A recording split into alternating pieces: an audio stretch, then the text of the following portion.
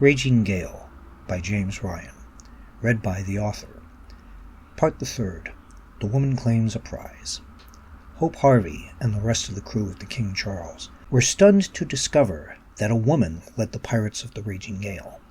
Her long red hair flowed from under her floppy hat, like sea split by the prow of a ship, holding the point of her own sword in front of the master of the ship's face. "Are you mad?"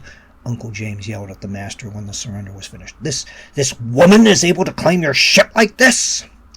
"This woman, as you refer to me," said the captain as she turned to look at him, "happens to have outgunned and outmanned your ship, sir, by a wide mark. And be ye remembering that a surrender withdrawn would be taken very badly by your captors." "I have never," was all Uncle James could get out. The point of her sword danced on different parts of Uncle James's coat. "It looks like you certainly have not. No officer or naval man would be wearing stitching like this.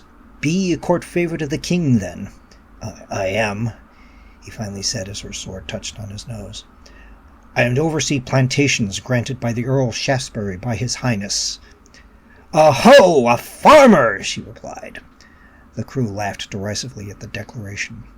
The more the laughter grew, the redder Uncle James got, the more pronounced the quivers in his arms. "Uncle James, no!" Hope shouted. "Don't do anything rash." "She be your niece, farmer?" the captain asked, as she leveled her sword less than an inch from his left eye. "Have family? What of them?"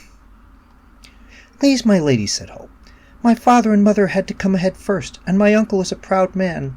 Spare him, I beseech thee, lest there be murder as well this horrible day." The pirates were stunned for a few seconds, before they broke out in raucous laughter. Hope gave a sigh, believing that now, finally, they were surely done for. "How much you weigh, niece?" the captain asked Hope. Excuse me?" Hope replied, startled. "I need a good judge of weight for the blonde-haired maiden," the captain called to the crew.